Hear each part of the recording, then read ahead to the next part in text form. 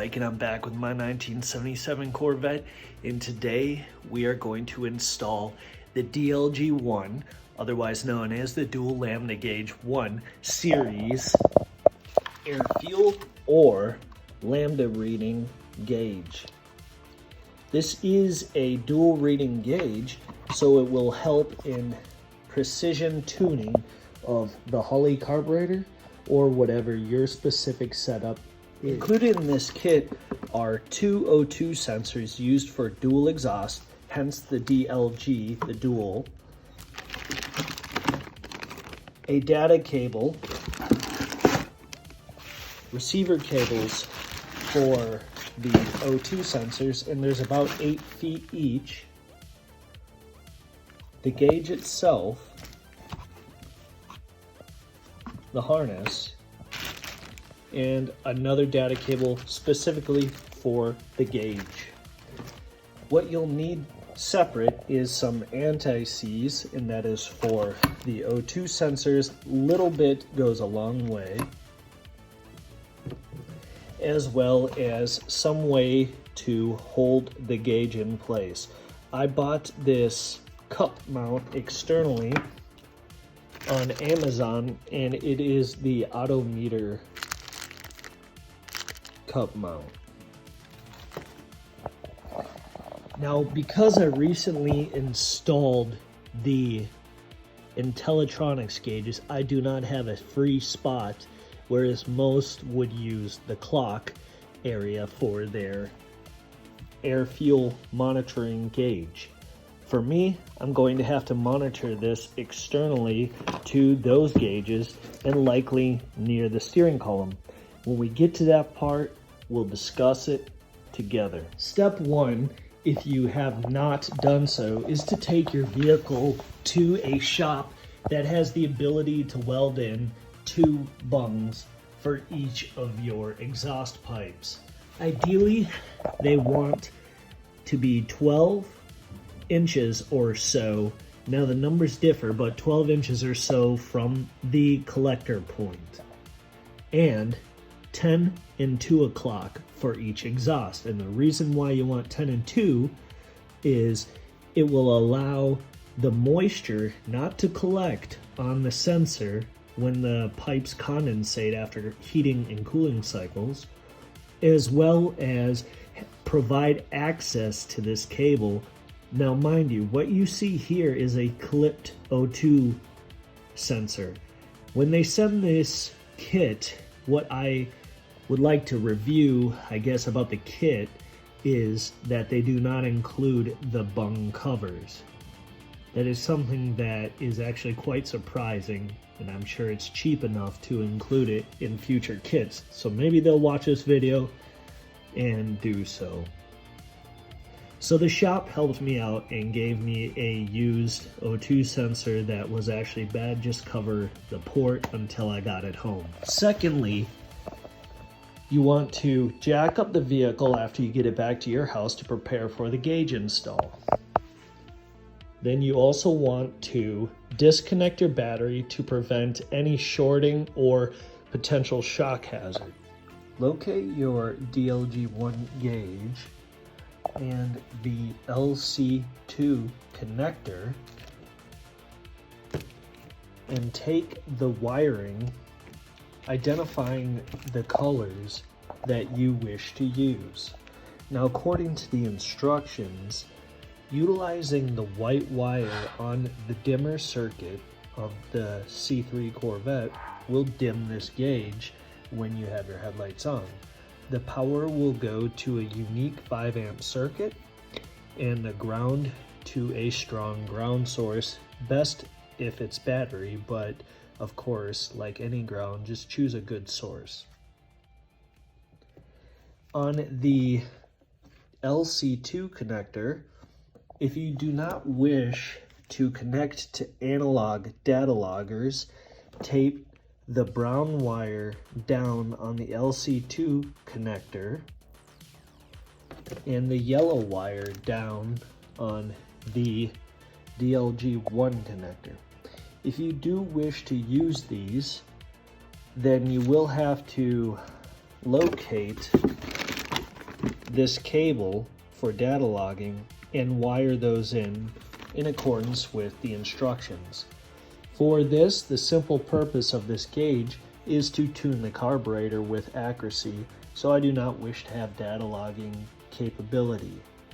Again, this is not skipping anything. It says if you do not wish to use the analog feature, simply tape those down and then appropriately cover them as need be. This is a little bit of prep work in which you'll want to do before you start connecting things and wiring. That way you're all good to go and you can push on through without any issues. Alright everyone, so once you put a little bit of the anti-seize on the O2 sensors, then you can install them and route them up away from the exhaust. Now I've got, along with the other Intellitronics wiring, going through the old cruise control spot here, since I no longer utilize the cruise control, but I've got the wiring going through that. As long as it's on this side and away from the steering, zip tie or two can help secure that, but plenty away from the exhaust and the other Intellitronics sensor for the VSS going that way, routed up. This is the only part you got to do underneath. Same with that side, you want to make sure. I will say the O2 sensors did have anti-seize already on it, so I did not need to add any more, but make sure that's the case for you. Much like me, you will have 16 years too long of a cable. And this is just for one O2 sensor. Here is the other bank. So again, they give you 8 feet each. You will have to coil this up and secure it. If you cut into this cable, it will be very difficult to piece that all back together. But plan on going through the firewall hole, which is already in place. There's a plug there. That is the same spot that if you watch my Intellitronics video that you'll go through for that. So if you would like to coil up the remaining cord inside the cabin and tuck it up, that is going to be an option. What I decided is to mount the gauge here, and I'll tell you why.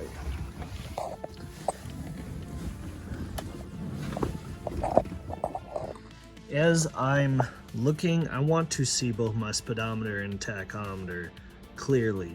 So mounting it to the center like some do wasn't for me. I considered mounting it down there, but the dash material is just too soft to hold a mount. Again, since I've already replaced all these Intellitronics gauges, the standard clock location is not available because that is the oil temperature center. If I were to mount it up here, the vents are blocked. So, this is the location. I can tuck these cables quickly under the dash without much visibility of the cabling at all. So, fam, this is the location. Here is the full view.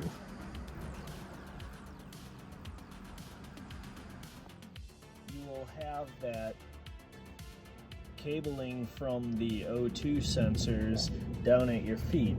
Secure that with a zip tie, and then what I've done is I've tucked it just above the steering column, in which it rests nicely.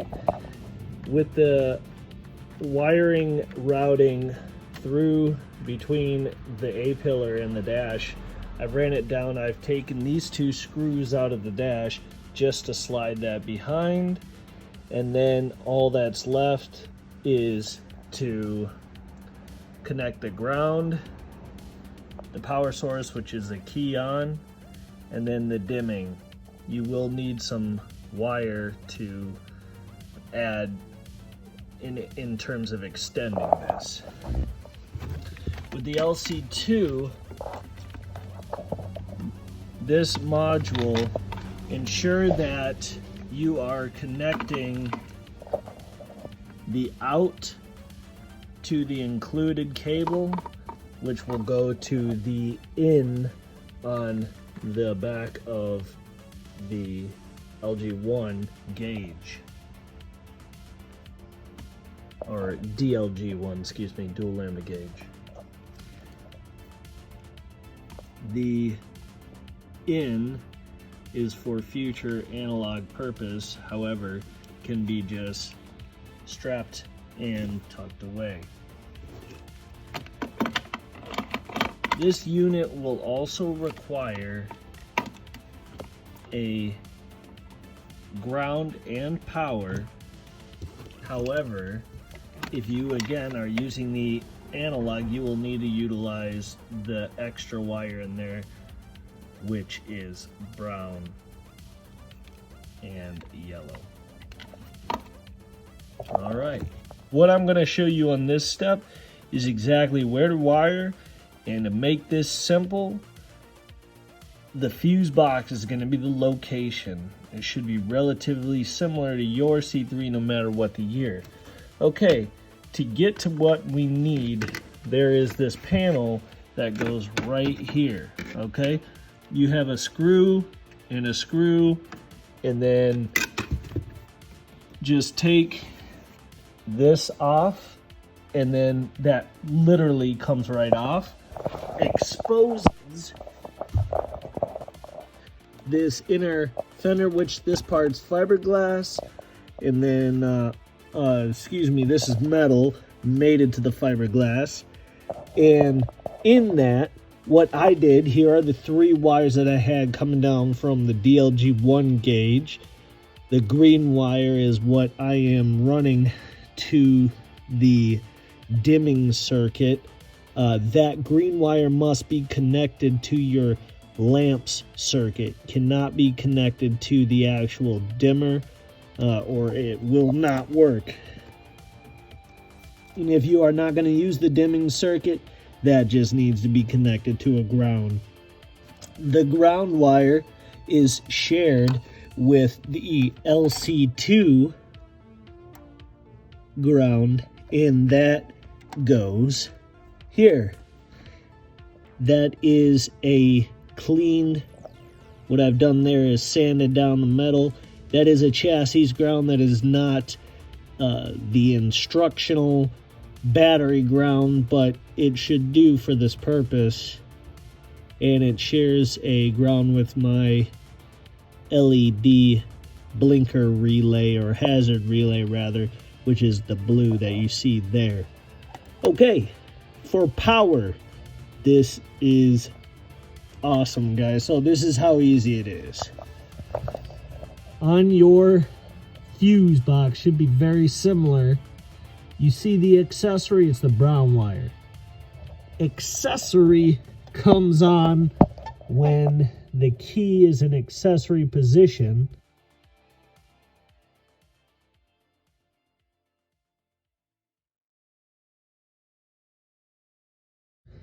And then the pink wire there is ignition. But with accessory, I had a spare pigtail. You can make one. It's pretty easy coming off. And what I've done is I went to Home, or not Home Depot. I've got too many projects going on. I went over to AutoZone, picked up this tube connector just to keep it, you know, similar, so I have all the fuses in one location. And you want to put a 10 amp circuit in there, okay? So the manual says to put a 5 amp circuit on each, the LC2 and the DLG-1 individually, but I've got both power going through one 10 amp to the accessory. You do not have to make your own. It should have no problem. And moving on to the next thing, the lamp wire. So again, that's follow this green wire that's coming off the DLG-1. That went right to sharing LPS circuit, which is lamps. Okay, so lamps, what that goes to is that gray wire will connect up to the alarm box, which is that black box right there. And if you leave your headlights on, that's going to sound a alarm letting you know, or a buzzer rather, that your lights are on. So in any case, connecting to that circuit is perfect for our intended use in accordance with the instructions. Okay, all this stuff will just tuck right behind this panel, so just get the panel back on and let's get calibrating.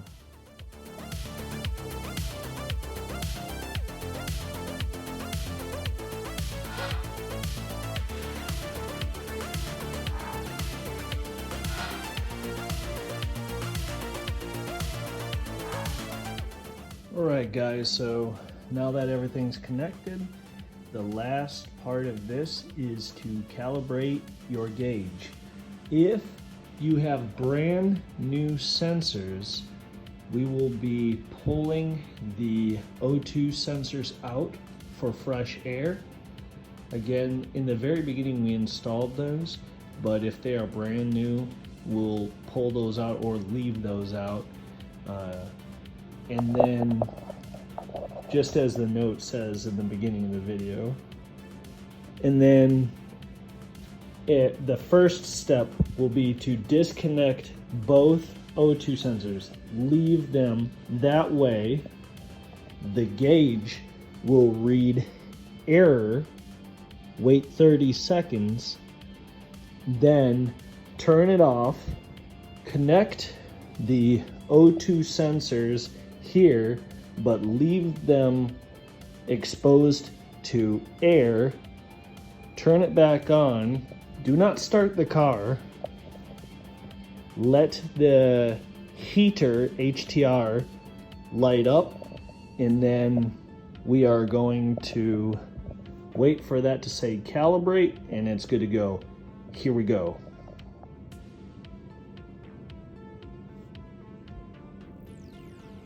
Alright, here is showing the error codes on each of the gauges. Notice the flashing. It's not to the naked eye, that's just the refresh rate. So I've got error codes, that's good. You want to leave this for 30 seconds, okay? And then after the 30 seconds, we're going to kill it, reconnect the harness. Alright, the next step is to calibrate the heater circuit. So we're going to turn it back on after we've connected the two O2 sensors, leaving them both hanging. Heater 1, heater 2, circuit check.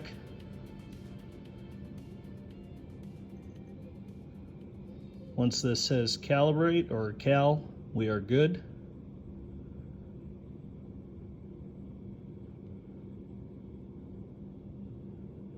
And then it should reflect to the air, which is like 22.7 or something. Okay, 22.4, 22.4. That's it. You are now ready to reconnect those sensors and start your car.